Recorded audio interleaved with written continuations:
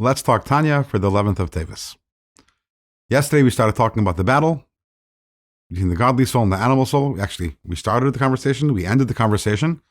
And as we ended off yesterday saying there are three possible outcomes, and they are Tzadik, Rasha, Beinani, which translates usually as Tzadik is the righteous one, Rasha is the wicked one, the Beinani is the one in between. Although, as we shall see, perhaps these terms don't do justice to what they're trying to describe.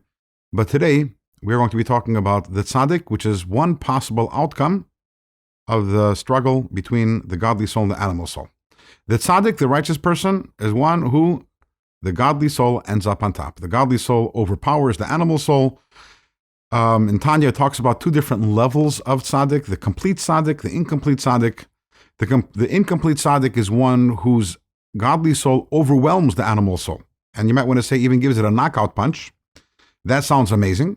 But even more amazing than that is the complete Tzadik, who not only overwhelms and renders impotent the animal soul, but actually transforms the animal soul to holiness. Now, while these are two different levels, the common denominator between both of them is we're talking about a person who has an incredible relationship, emotional relationship with God, an incredible love for God, an unchallenged love for God. There is no struggle anymore because the animal soul either doesn't exist anymore, either it's been transformed to holiness, or simply it's been rendered unusable.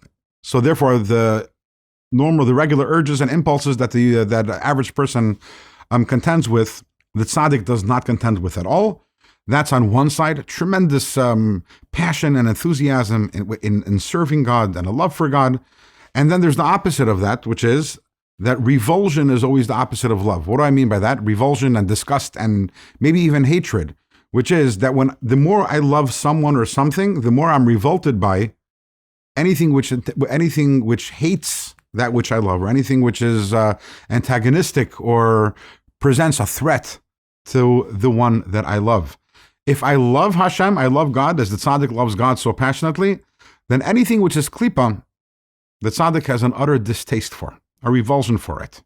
So the tzaddik looks around the world, and the concept of engaging the world on a klipa level, meaning anything which is not godly, any act which is not done with a godly intent, the tzaddik is completely off the table.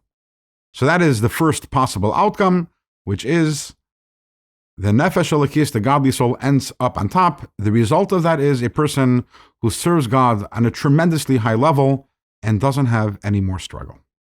And tomorrow, we will conclude the discussion about tzaddik, and we'll also discuss a little about the relevance of the tzaddik to each and every one of us.